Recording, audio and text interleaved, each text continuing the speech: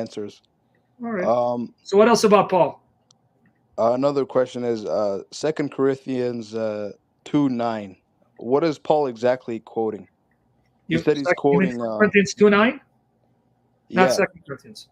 He's alluding to Isaiah 64:4. But you know what's shocking? You mentioned that?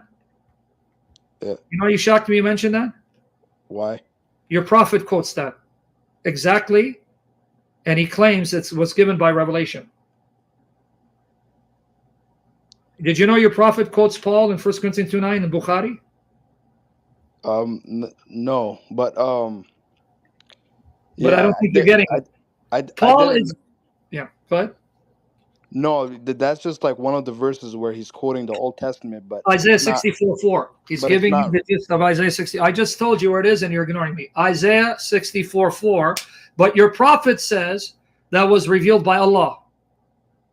Your prophet quotes Paul, and he attributes it to Paul. I'm sorry, attributes it to Allah. So Paul is wrong, then Allah is wrong, because your prophet said this is by wahi, revelation. Okay, you have a point. Yeah, but can I show it to you? Yeah, okay. Your prophet quotes 1 Corinthians 2:9, and he attributes it to Allah. So if that is a false statement, then your prophet is saying Allah inspired something false. Here, let me show it to you. Okay.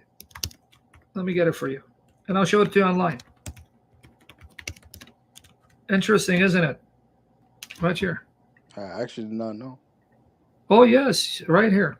Right here. Let me show you. And I'm going to show it to you. Yeah, you don't know a lot of things. They're not going to tell you. They're not going to share these things with you. Your ummah, your community is not going to share this. Guys, here he's quoting 1 Corinthians 2:9, right? Okay, watch here. Watch here. Let me show it to you from my article. And I'm going to show it to you in Bukhari. Here you go. This is what you're referring to.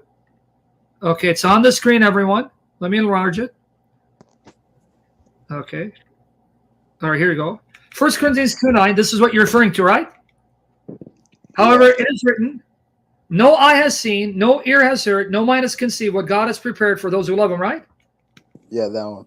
Sahih Bukhari, volume 9, number 589. Narrated Abu Hurairah, the Prophet said, Allah said, I prepared for my righteous slaves such things as no eye has ever seen, nor an ear has ever heard, nor human heart can ever think of. Your prophet said, these are the words of Allah that Paul wrote.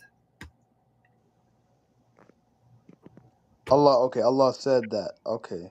But where did Paul get it? Because Paul wrote that hundreds of years before your prophet was born. So if he made it up, so Allah it could be Paul made up? Well, it could be Allah quoting Isaiah. And Paul not in this form, because you didn't hear what I said. I know if you were listening. Paul is giving you the gist of Isaiah, meaning he doesn't quote it verbatim. He is paraphrasing. But those words, as found in Bukhari, are only found in Paul. So what Allah did, he quoted Paul's version of Isaiah 64:4, because that version is not found in Isaiah. So is Paul a prophet now? Because Allah's quoting his words? Okay, interesting. But hold on, I know it's interesting, but explain to me. What if you heard what I said? Oftentimes, people will give you the gist, meaning they will paraphrase a passage. They don't quote it literally because they don't have it in front of them.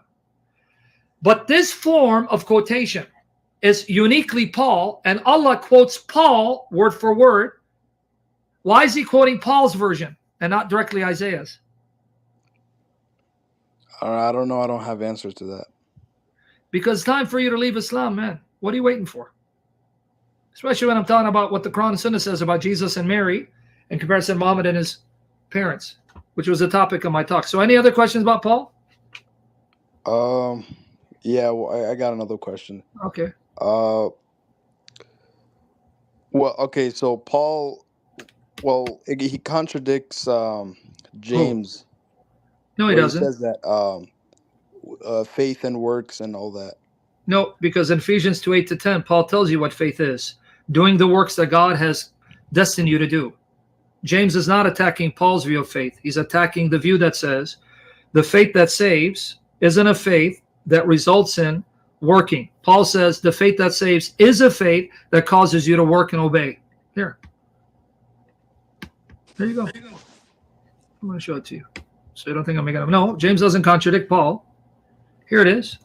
Here, what does Paul say true faith is? Because that was James' point. Some people say, well, I believe. Well, how do I know you believe? Because even demons know Jesus is one. You know you have true faith because true faith is working faith. It causes you to obey and do. And that's exactly Paul's definition right here. For by grace you've been saved through faith, this not of yourselves.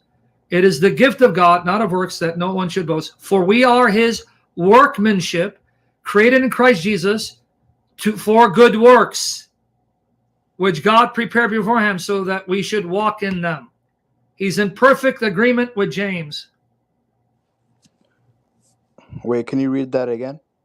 For we are his workmanship, meaning the faith that brings about God's saving grace is the faith that will result in you doing the good works, because the faith that God accepts is the faith that is a working faith doing the works of God. Here it is. That's why he says, for we are his workmanship, created in Christ Jesus for good works, which God prepared beforehand so that we would walk in them. That's exactly James' point, which is what Paul said before James. Or if James is before Paul, then be that as it may. So you don't parrot what you hear from people unless you've read the books themselves. Well, okay, but yeah, most of them don't really speak to you, so I'm just like saying what they say, basically. All right, they can say what they say, but they know where to find me if they can be respectful. You say I don't attack people, mock. When they mock and insult, I insult. It's my policy.